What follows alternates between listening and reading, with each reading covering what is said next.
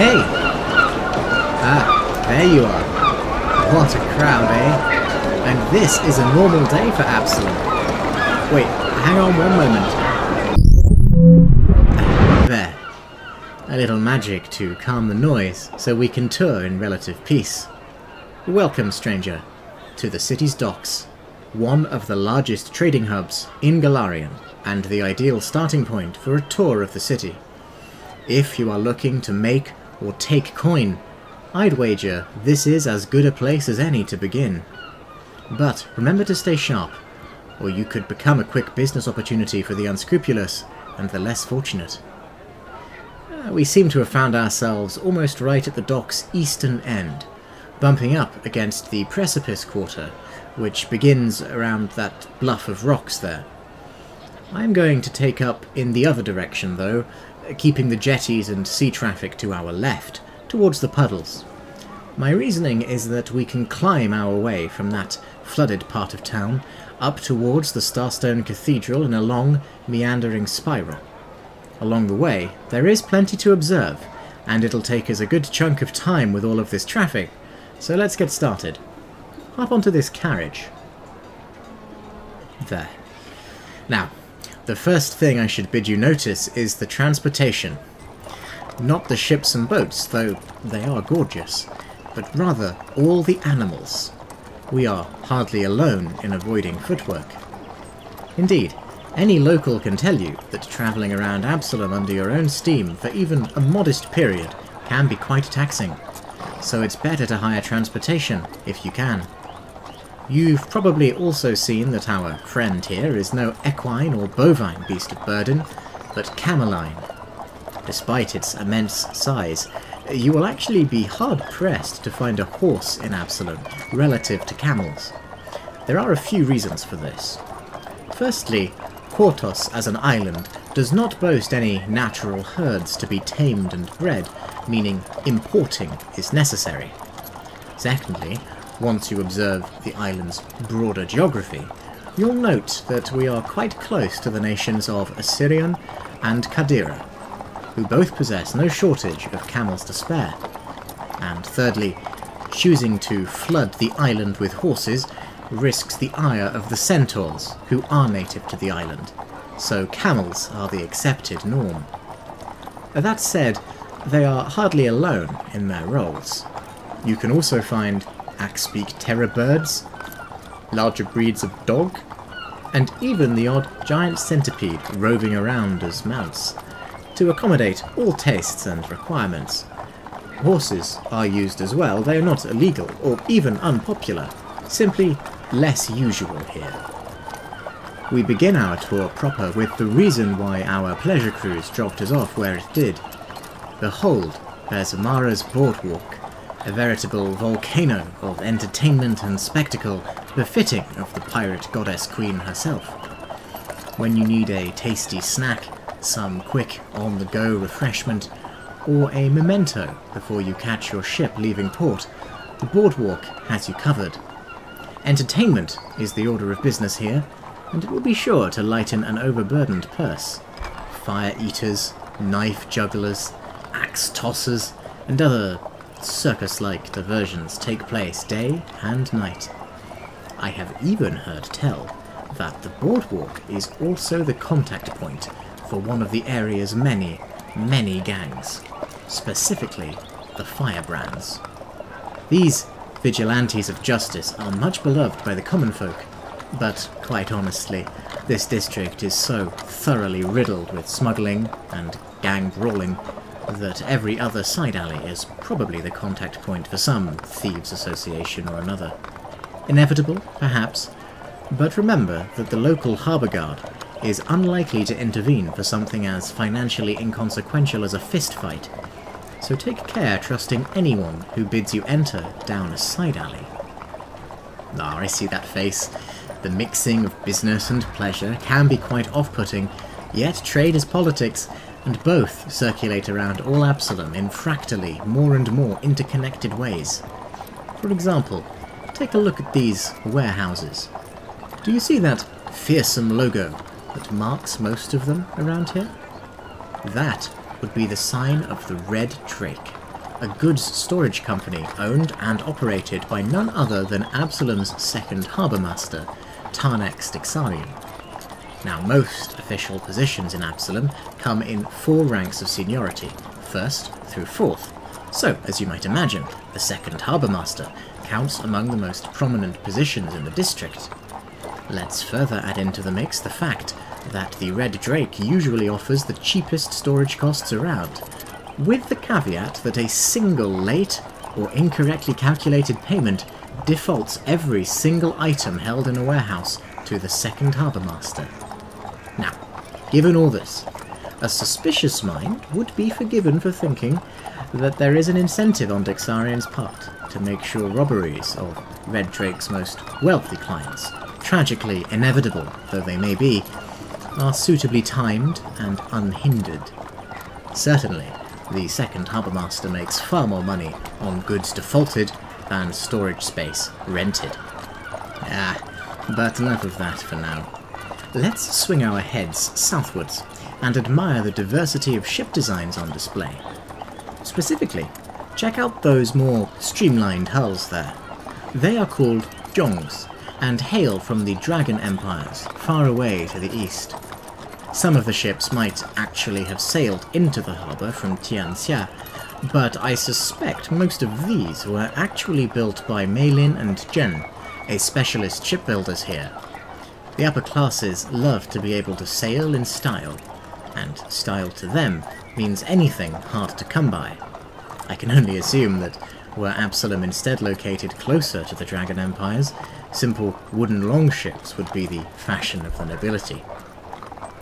Okay, I admit, I had you turn your head there so that you would not spot this magnificent contraption too early. Behold the beast. This towering construct is none other than the largest crane in the known world, coming in at over 60 feet tall. The jetties we're passing now, closest to it, are usually packed with the very largest ships and the very heaviest cargo, because they all clamour for the beast's attention. And wouldn't you, if you had objects weighing up to 60 tons that needed hauling off your hold? As you might imagine, the day-to-day operation of the crane is a challenging and endless task, so it is overseen by a chief engineer, currently one Amaziah Meneha. The previous chief engineer was Scion Lady Adriel Nepratep, but she now serves as first harbour master based on Pilot Island. She distinguished herself by temporarily turning the beast into the world's biggest flail, in defence of the city during the Black Echelon uprising. So, you see, promotion by merit is not unheard of here in Absalom. This was not the first time the beast had lived up to its name either. During the Red Siege in 1499, the beast was successfully used as a small catapult of sorts to sink offending hulls. In this humble guide's opinion, she is the apex of the docks, representing its trade, its creativity, and its resilience all at once. But every giant casts a long shadow, and for the beast, that would be the Grog Pit, located literally a stone's throw away.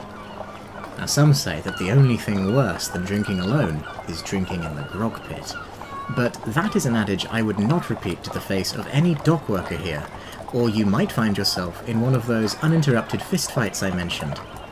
It's an inn, of course, offering cheap accommodation and cheaper booze.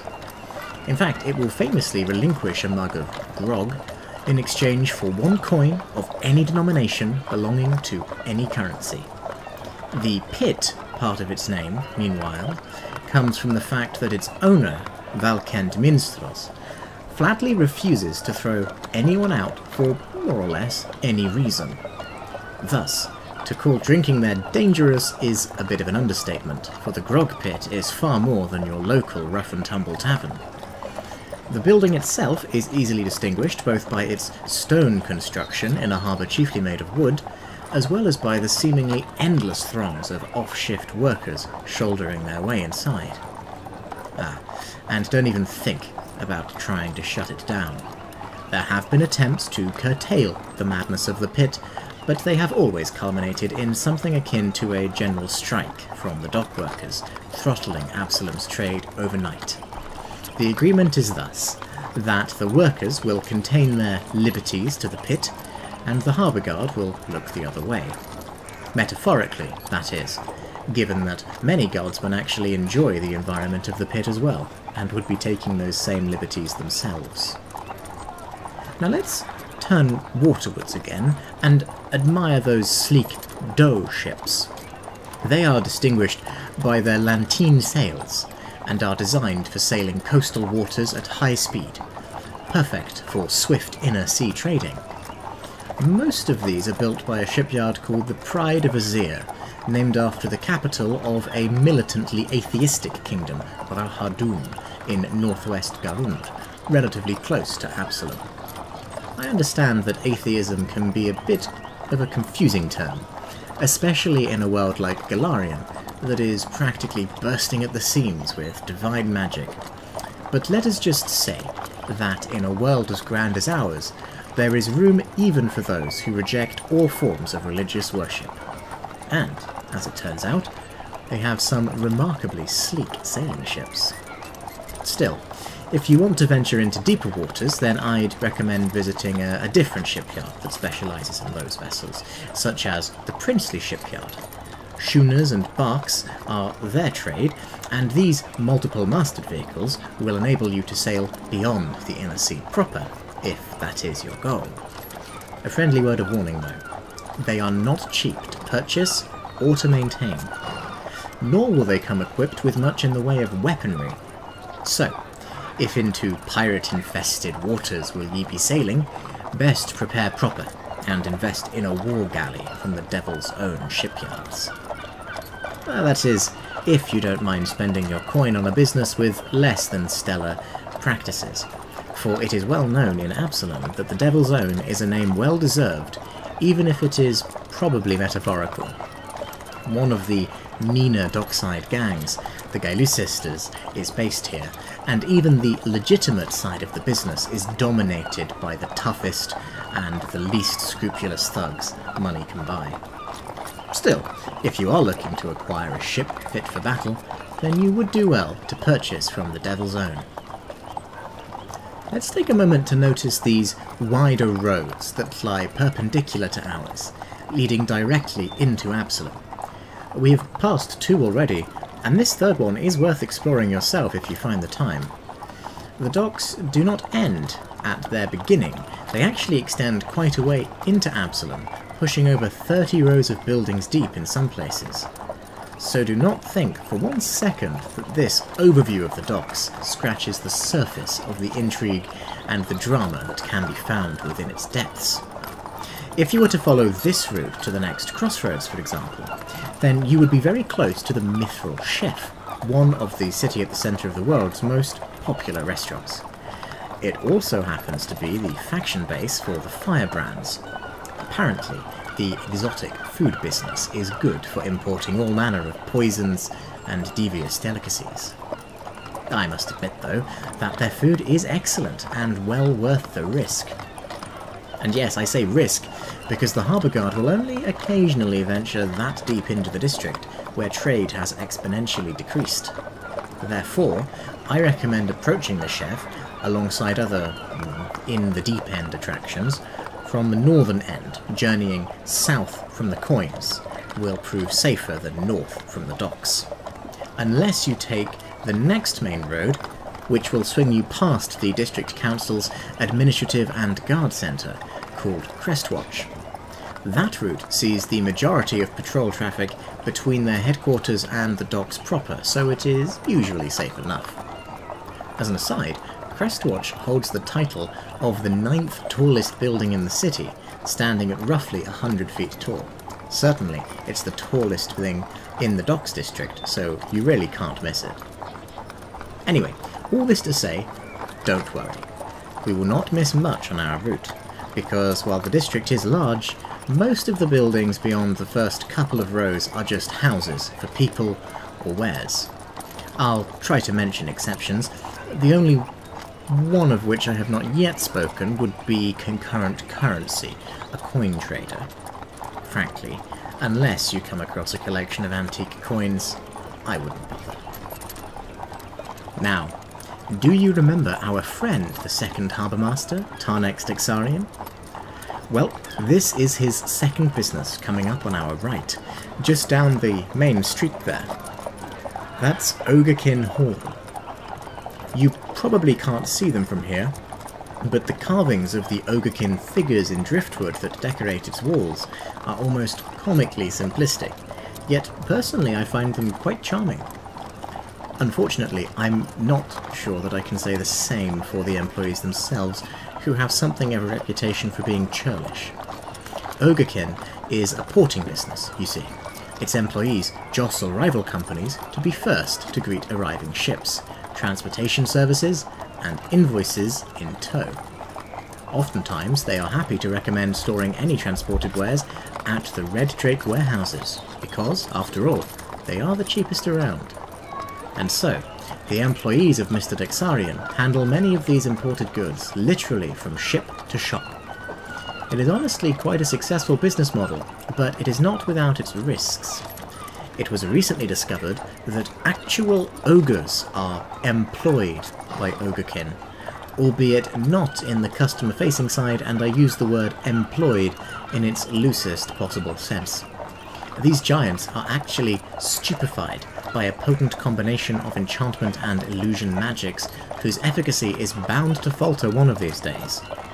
Ogrekin Hall's neighbours worry about what will happen then. Another shipbuilder's yard is coming up on the left here. This one is called Margruel's Masts. The business specialises in caravels and cutters, as you can see. These ships are quite similar, really, with almost identical lengths and rigging models, but the caravels are the larger, multi-decked ones. They would handle open ocean quite well, while keeping reasonable speed, whereas the cutters live up to their name by secting coastal waves. For premium speed, Margruel's has you covered. Ah, and now this is something I have been eager to point out to you. That larger building there is the Broadfoot Marshal's Station House, a private firefighting service. Ah, that's right, the docks boasts several such businesses, but the BMs are the best known, thanks to Bagara Broadfoot's ingenious mechanised cart contraptions. And before you ask, yes, the district does also have a public firefighting service, but its response times are surprisingly poor, and it has suffered a few humiliating failures recently. As a result, the Broadfoot cart is now a common insurance against fire, a hazard that most tourists don't associate with a port area. But think about it.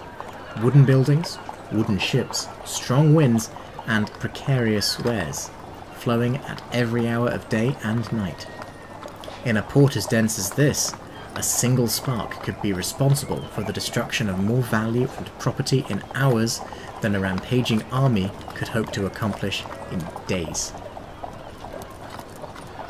While we're passing this road, I should point out that the only significant patch of greenery in the whole of the docks can be found 2/3 of its depth in that direction. There, the district courthouse sits, alone and resplendent amongst its well-trimmed hedges and flower beds, in contrast to the truly shambolic proceedings that frequently take place within.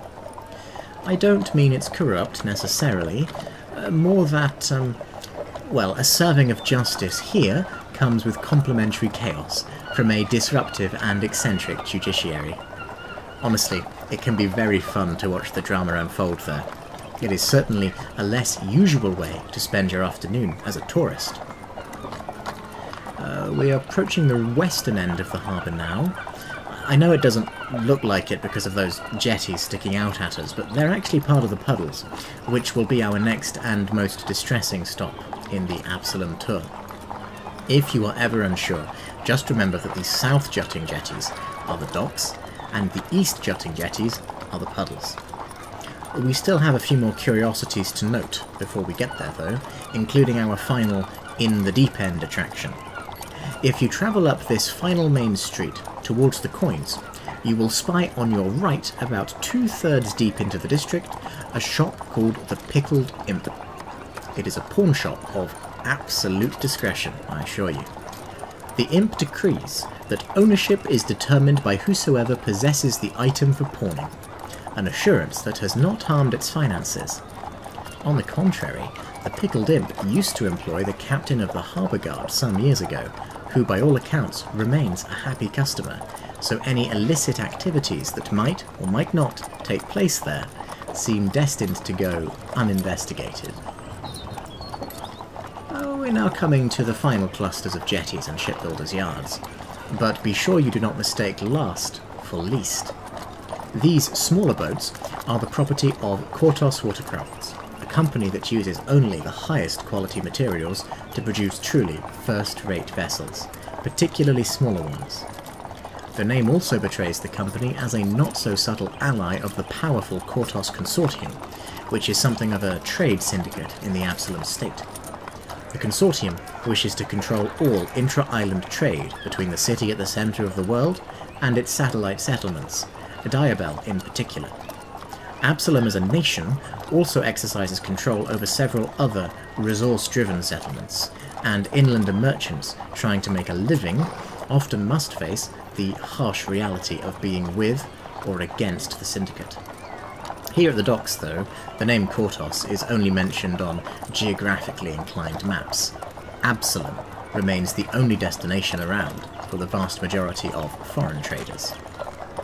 I ought to take this chance to remind you that not every political alliance is underpinned by hidden and malicious machinations, though it can often feel like it.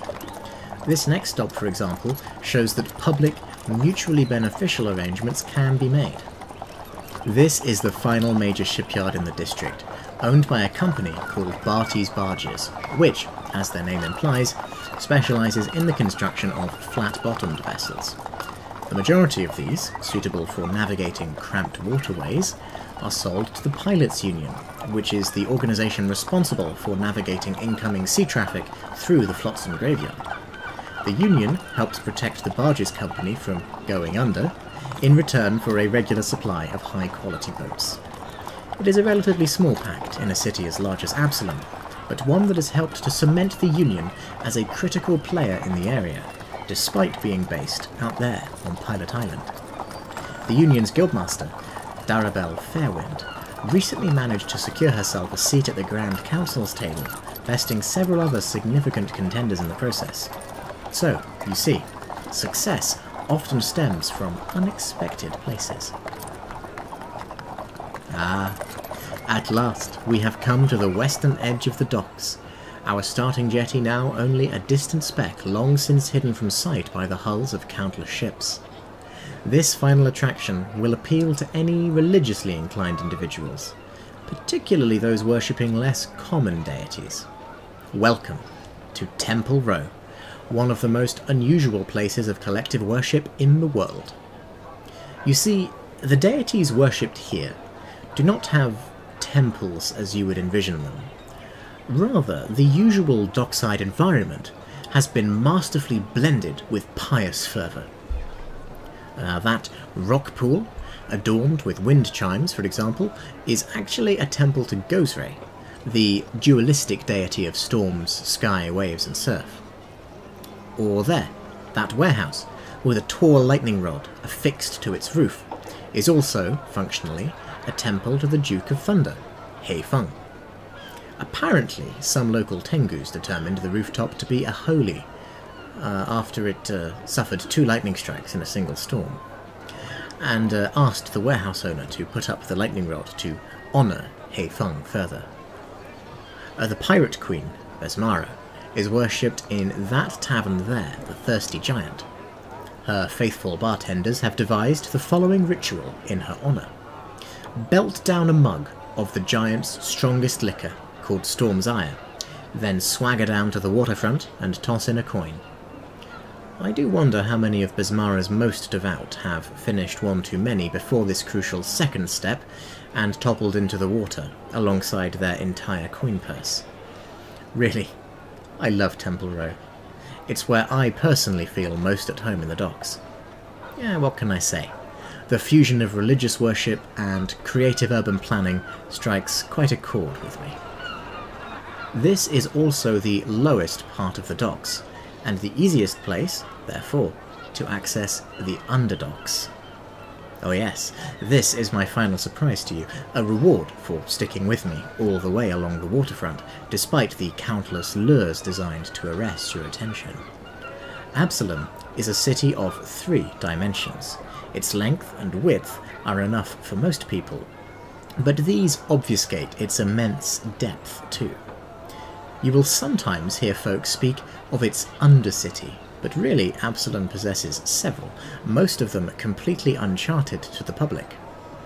When your settlement is as ancient as the city at the centre of the world, you would expect nothing less. Almost 5,000 years of development and evolution have left much for the budding adventurer to discover, loot, and thwart. Still, the term Underdocks really describes an ecosystem more than a cartographical phenomenon. Plenty of sentient creatures feel more at home in the water and desire to engage with the district just as much as us air-breathers. The Seafoam Conclave is an Azir group that has carved a modest living for its members into Absalom Harbour's rock. It is probably the most prominent polity within the Underdocks, but you can also expect to find some merfolk and even a small community of Cacalia beneath the dock's waves. All of these groups will interact to some extent with us surface dwellers, especially the Conclave's members, who will often sell their services as fishermen or sea trappers. Oh, you may not know what these names mean, forgive me. An Azir is an aquatic human, with gills and webbed hands and feet. They have an embassy in Escadar, Absalom's second city. Merfolk appear like half-human, half-fish humanoids, while Cacalia's bottom halves are octopus-like. But I should stress that these people are not hybrids, but their own distinguished humanoid ancestry, and it will be the height of rudeness to suggest otherwise. Well, I think that just about completes my tour of the docks. The rest of the city does go through daily cycles of activity and quiet, but this district is a strong exception. The docks will never sleep so long as goods exist to be traded. I'm continuing into the puddles next, but I do warn you, it is not going to be as vibrant an experience. Nevertheless, I do think it is a necessary component of any proper tour, so that you do not lose yourself entirely in the beauty and wealth that will be displayed later. Absalom's poverty is just as real as its grandeur. Otherwise, enjoy yourself. The immediate waterfront is safe enough, and you will always find someone happy to help you out, provided you have the coin, of course. Once you've looked around for yourself, it would be best to bring some waterproof knee-high boots as well, if you can acquire some. The Puddles is likely to live up to its name. Meet me by Gozre's temple in an hour, and we'll navigate its dangers together. Until then.